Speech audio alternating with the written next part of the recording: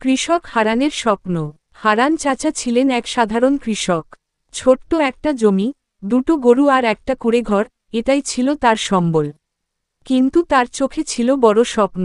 আমি এমন ফসল ফলাবো, যাতে আমার ছেলে মেয়েরা শহরে না গিয়ে এখানেই গর্ব করে বাঁচতে পারে। গ্রামে অনেকে বলতো, হারান এত কষ্ট করে কি হবে, বাজারে দামই তো ঠিকমতো দেয় না। কিন্তু হারান চাচা হার মানেননি।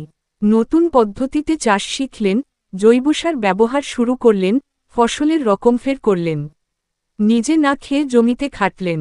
1 বছর খুব খরা পড়ল। অনেকের জমি শুকিয়ে গেল।